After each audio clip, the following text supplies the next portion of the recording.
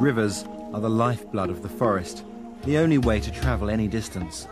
And the Sanama are superb canoe builders.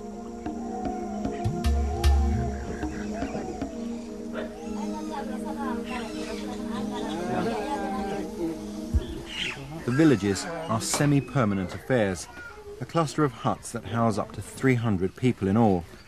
It's here that the Sanama spend most of their time, processing the produce from their gardens. Tobacco is the most prized crop, usually the first to be planted. They're all complete nicotine addicts and suck on a slug-like quid with the strength of 100 cigarettes.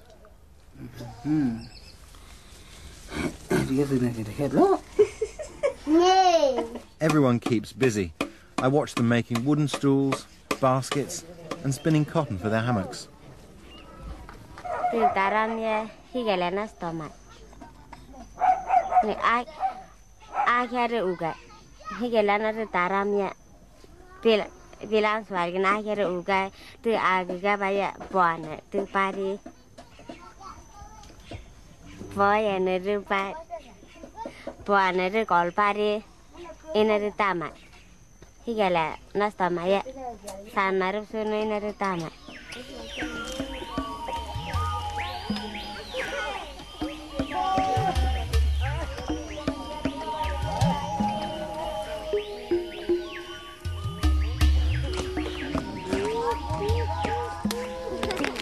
The cassava is the staple of the Sanama diet. Easily grown in the gardens, it's harvested 6 to 9 months after the burn. Cassava is indigenous to this part of the world, starchy, high in carbohydrates. It has one major drawback. It's full of cyanide. Before you can eat it, the cyanide has to be processed out of it. Grated and washed with water, it's then strained and squeezed dry using a giant rattan sieve. The milky white liquid leaching out contains the cyanide.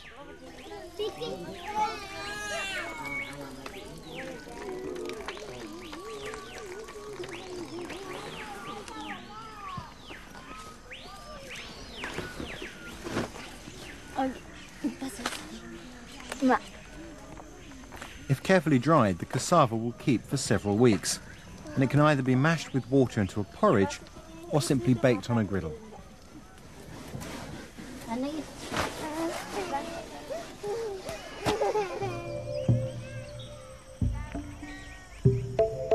They've just brought me out from the village because they found this wasp's nest, and in a few minutes they're going to smoke that and then break it open for the grubs inside, which are considered a good source of food. But as you can see, I'm not taking any chances. Some of these tropical wasps have got extremely potent stings, and if I had an allergic reaction, that could prove fatal.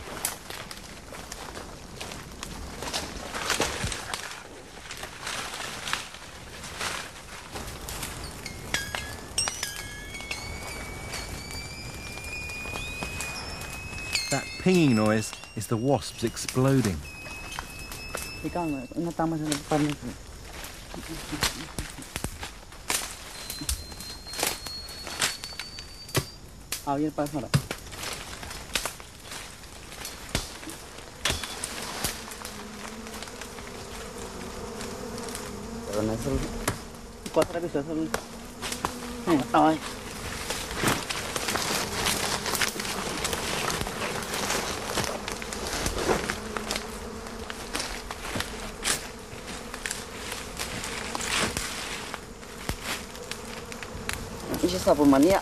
As the smoke rises through the layers of larvae, it chokes any remaining wasps. These ones aren't too aggressive, which is just as well.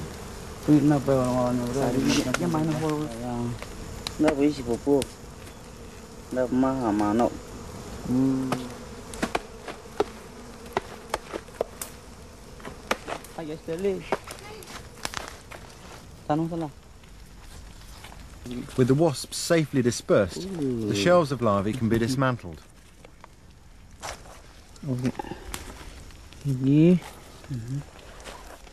These are the larvae that they're after, and they're going to roast some now on the fire.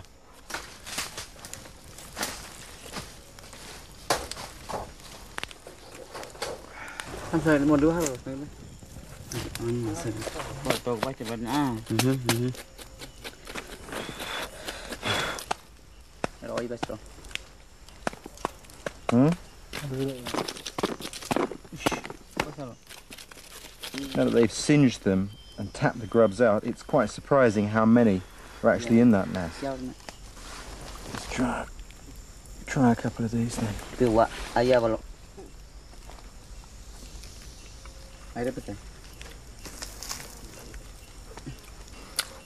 It's got a pretty indistinct taste and it's very soft. Let's try another one.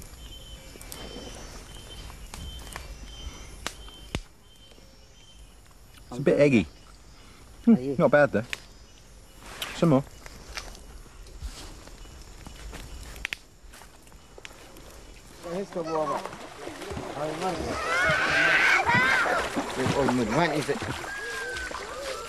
The hunters return to the village with game. The black Kurosawa bird is one of the best for meat and is also very good for making arrow flights.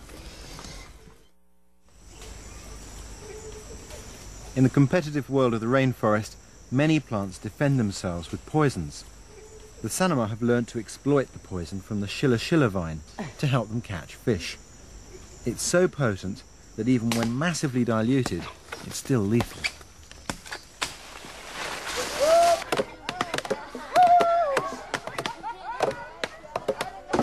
This is one of the prepared bundles of poison.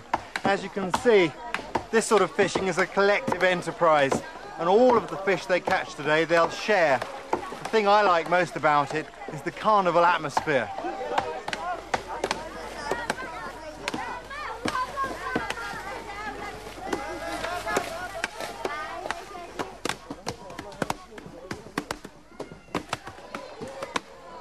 The next process is to smash the vine, which liberates out the juices, which are the poison.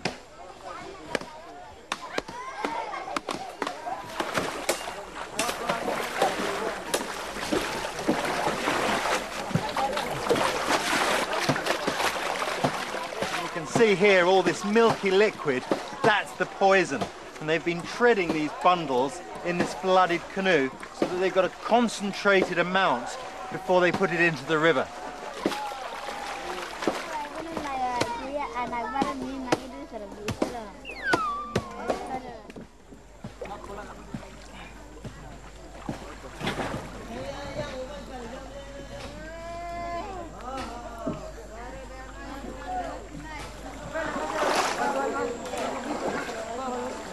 A brazier improvised from a termite nest is already prepared for cooking the fish. Ingenious. After a few minutes, the fish start to suffocate.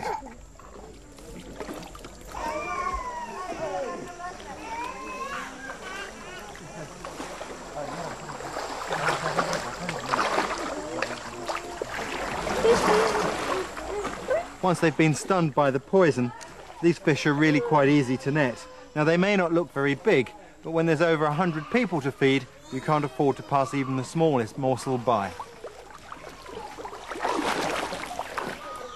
The children love taking part, and as with everything they do, they learn by simply imitating their elders.